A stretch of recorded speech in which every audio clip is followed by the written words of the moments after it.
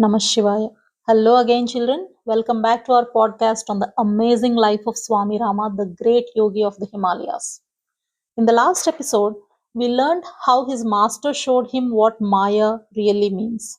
And we also heard about a man who lost everything by speaking the truth, and then he gained more than he ever imagined. Today's episode is very different and very important. So, Swami Rama learns a lesson the hard way. A mistake nearly cost him his life. Why? Because he misused something very sacred. That is a mantra. He misused a mantra. So, this is a story about curiosity, disobedience, and what happens when power is used without purity and discipline. Let's begin. So, Swami Rama was just 18. He was fearless, curious, and a little bit reckless, just like any other 18-year-old child. Okay, so in the Himalayan monastery where he studied, there were ancient manuscripts that no student was allowed to read because not all the manuscripts are available to everyone. Based on our maturity, the Guru gives them only what is required. So there were some manuscripts which no student was allowed to read, and these were called the Prayoga Shastras. So these are secret texts that describe powerful spiritual practices. Not everybody can do them. Only the head of the monastery or the master, he could have access to them. Now, Rama's master often said, "Do not touch these texts. You are not ready for that." But young Swami Rama didn't listen. As I said, he's just 18 years old. So he thought, I'm very much advanced enough because I've been in this monastery for a very long time. I'm doing all the spiritual practices. So I think I'm good enough. Then why should these be hidden if they are never meant to be used by any of us? Besides this, my master is very powerful. If something goes wrong, what will happen? He'll always save me. So this is what he was thinking. So one day, his master asked him to carry one of these manuscripts during a journey. And he gave only one instruction. What is that? Do not open it. Rama promised that he would not open that, but in his heart, he was already planning to read it.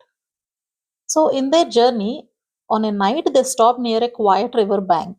So his master went inside a small hut to take some rest. The hut had no windows and it had only one door. So seeing this chance, Rama locked the door from outside. He kept Gurudeva inside and he locked the door. So it was moonlight. He had moonlight. So alone, he was there under the moonlight. He opened the package. There it was, the forbidden manuscript that they shouldn't read. So slowly, carefully, he untied the string of the manuscript and began to read. It described a mantra. It's a very powerful chant and a specific way to perform that mantra. And there is also a warning in the manuscript that only the most advanced yogis should attempt this mantra. It is dangerous if it is done improperly because mantras are very powerful. If they are not done properly, and if the person who is doing that do not have enough capability of doing that mantra, it will cause some problems also. That is why they gave this warning. But as I already told you, Rama didn't want to stop. He was very curious to learn all these things. He began the ritual. The mantra had to be repeated 1001 times. So he chanted very confidently 100, 200, 500. He came till 900. Nothing happened. Then at 940, something changed. He still is left with only 60 times of repeating the mantra. That time something happened. A huge woman appeared nearby. Very huge woman. She quietly gathered wood from there and she lit a fire. Rama was seeing all this. And after she lit the fire, she placed a large pot of water on that fire to boil it. Now Rama didn't stop his chanting. He was at 940, right? Now it is 960, 970. Suddenly, from the same direction, a giant man, he's very tall and very terrifying. He's completely nude. That man has come. And now that man spoke to this woman. He was saying, "What did you cook for me?" Now the woman replied, "I have nothing. Give me something and then I'll cook it." Now that huge giant man, he pointed at Swami Rama and he said, "Why not cut him up and cook him?" Now, hearing this, Rama literally froze. His heart pounded. First of all, looking at those weird creatures which are so huge, he never have seen such people, and now they are talking about killing him and eating. Now he had a mala in his hand, the prayer beads. They fell from his hand, and then suddenly he fainted. When he opened his eyes, his Gurudeva was standing next to him. And he said, wake up, and he's slapping on his cheek. Now Rama gasped, that giant, he's going to cut me up. And he fainted again.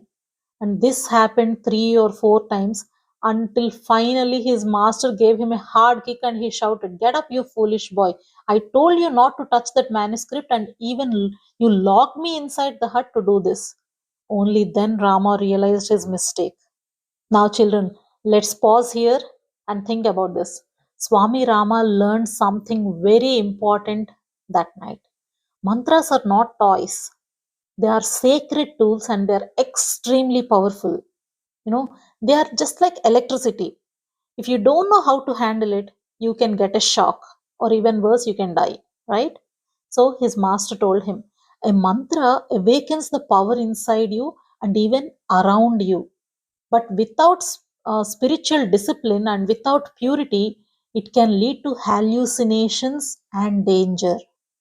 So after that day, Swami Rama stopped playing with these advanced rituals.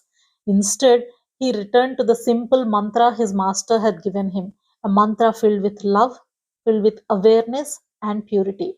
And that mantra, he said, it always protected him even during the silly, risky things that he did as a young man.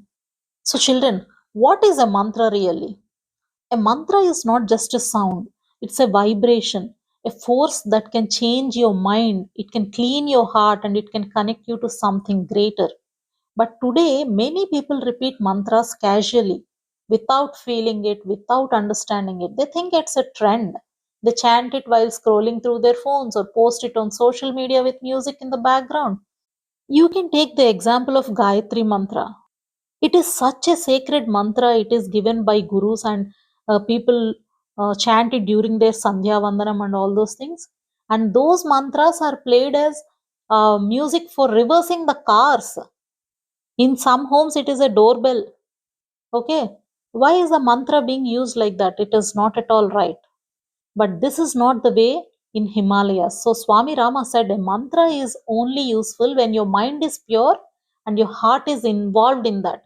So without deep feeling, a mantra is just a noise. So children, here is what we learn from today's story. Power without wisdom is dangerous. Never use spiritual practices as shortcuts or tricks. For example, if you have a microwave oven in your home and your mother knows how to use it, so she uses it properly. But as a child, if you don't know how to use it, but still you think, okay, my mother is using it every day, I can just go and switch it on, there might be a short circuit in the house, right? So, curiosity is always good, but only when it is paired with humility, it is good. So, if you want to learn something, go to the right person, get all the instructions, learn everything, and then start using it. Be it a mantra or an electric appliance, or martial arts, or yoga, or dance, anything. In the same way, mantras are very sacred. If used with love, focus, and respect, they can guide you, they can protect you, and they can even change your life. But if misused, they can confuse you and they can even harm you. Then, what is the safest way? The safest way is to just chant a Lord's name, whoever is your favorite God, be it Rama, Krishna, Shiva, anyone, Ganapati, any name. You can take a name, just chant their name. That is the safest way that you can reach God. So, children, in our next episode, we'll meet some of the amazing yogis Swami Rama has encountered in Himalayas.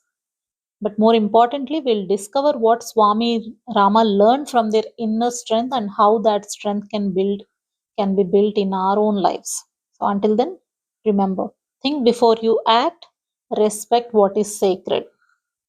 See you in the next episode. Jai Hind.